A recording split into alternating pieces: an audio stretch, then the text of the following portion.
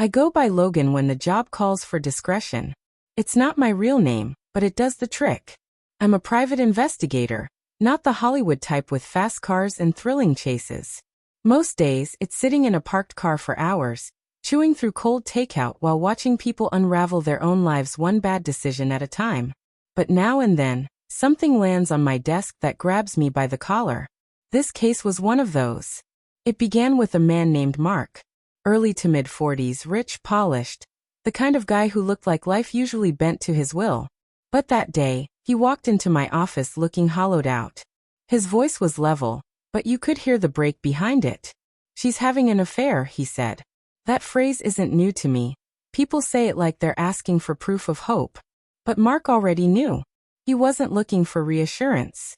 He wanted confirmation. He placed a thick envelope on my desk. No words.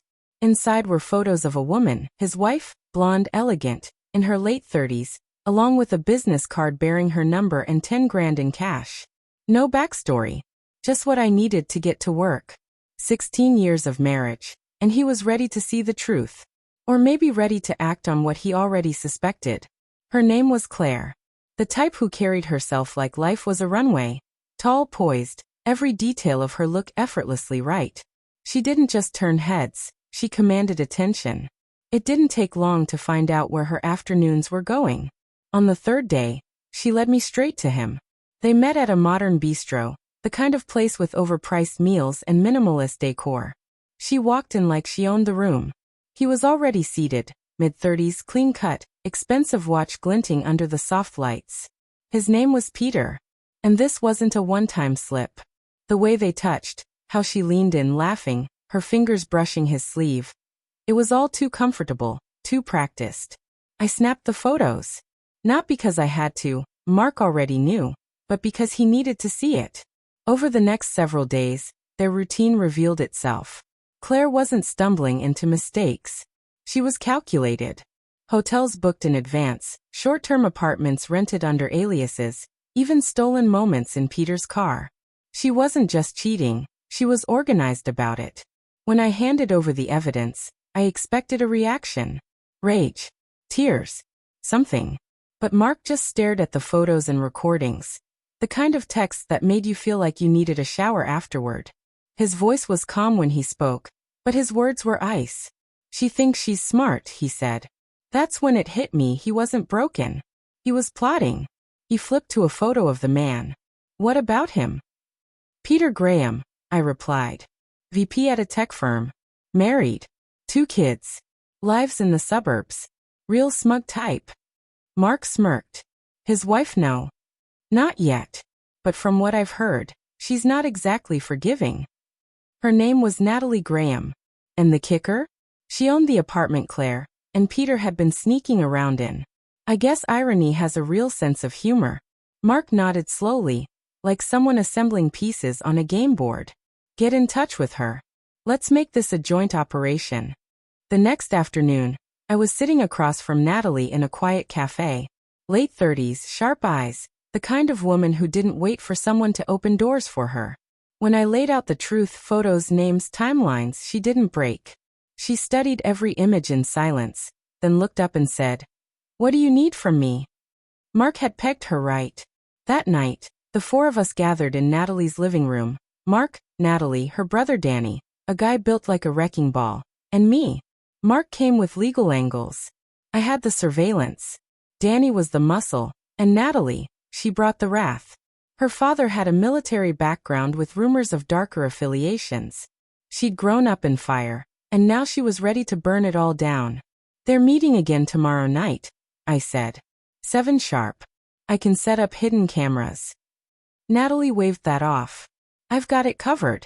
I'll send you the stream." She stood, smoothed out her skirt, and looked straight at Mark. "You'll get your divorce. I'll take care of Peter. Your wife."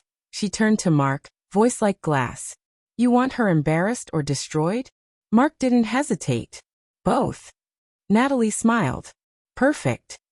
The following evening, I was back in my car, parked a block from the apartment. Laptop open. Live feed running. Peter arrived first, carrying wine like it was some kind of date. Then Claire, dressed to impress. Not a clue she was walking into her own downfall. They didn't know about the cameras, didn't know we were watching. Peter wore a smug grin. Claire draped herself over him like they were the leads in some trashy drama. The audio was crisp. The visuals crystal clear. I hit the button and streamed it to Mark.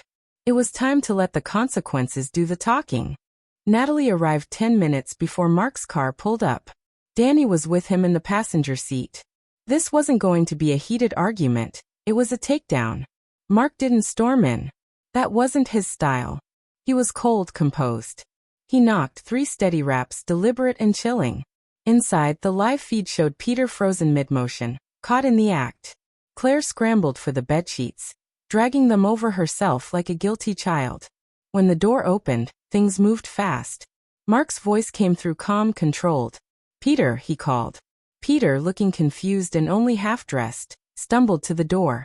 "Stay in the room," he told Claire. "I'll handle it." But as soon as the door opened, before Peter could even register who it was, Mark's fist met his face with brutal force. Peter dropped like dead weight, sprawled out on the floor. Mark stepped over him as if he were nothing, heading straight for the bedroom. Claire clutched the blanket to her chest, wide-eyed. "Mark, what are you doing here?" His voice remained eerily calm. "What am I doing here? Thought I'd drop by, considering you're screwing someone else in an apartment paid for by his wife." Peter groaned on the floor, blood oozing from his mouth. "Who the hell are you?" Mark stared down at him.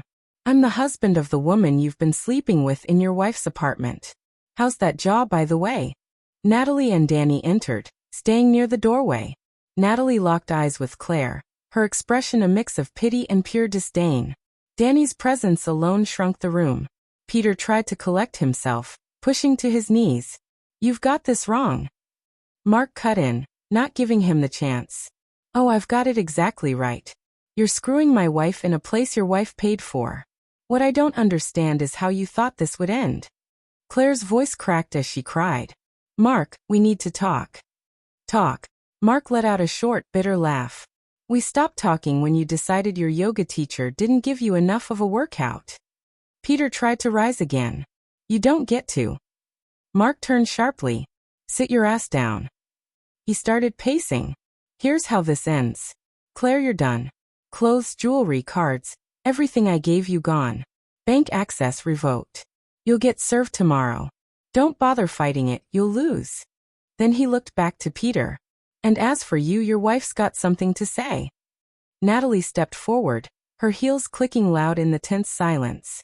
She tossed a thick envelope at Peter. "Already signed," she said coolly.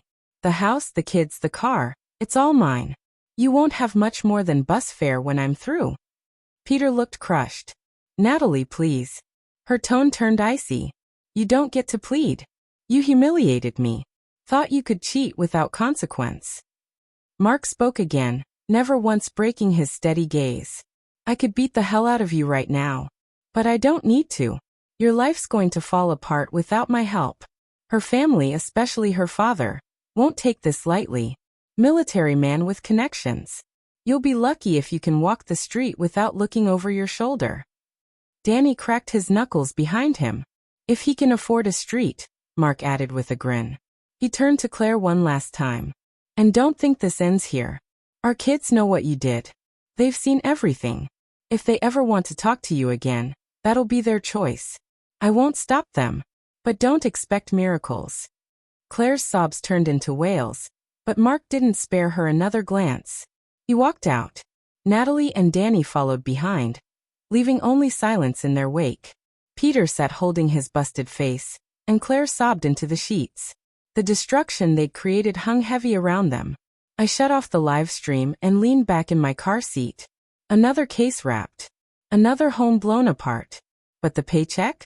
Worth every second. The aftermath came hard and fast. Peter lost his plush corporate job almost immediately, courtesy of Natalie's father, who made a few strategic calls. His name was shredded in the community, and the once respected Graham family became the local punchline. Claire didn't fare any better. Mark locked her out of every account, leaving her broke and crashing at her sister's place, who wasn't exactly thrilled to have her. The kids wanted nothing to do with her. Mark, though? He moved on like a man shaking off a bad dream. A week later, he dropped by my office to collect the remaining footage. He looked relaxed. Lighter. Everything go the way you wanted? I asked, passing him the USB. He gave a half smile. Better. Claire's been texting nonstop. I blocked her. The kids are with me now, which is a win. And Natalie? She's on a warpath. Peter won't know what hit him. Think she'll go easy? Not a chance, he said, laughing. That woman's a predator. He turned to go, then paused in the doorway. You ever wonder why people do this? He asked. Still figuring that out, I admitted. He nodded. Let me know if you ever do. And just like that, he was gone. People like Mark leave a mark on me. Not because of the chaos or the cash, but because of what they represent. He wasn't flawless, but he handled betrayal with ruthless clarity. Peter and Claire? They'll get through it, but their world will never look the same again. Cheaters always think they're untouchable, like the walls won't fall. But they always do. And when they collapse, it's brutal. That night, I poured a glass of scotch and sat with the quiet satisfaction of another job done. Being a PI means wading through the ugliest sides of people. But in that darkness, the truth always shows itself, and it's rarely pretty, but always real.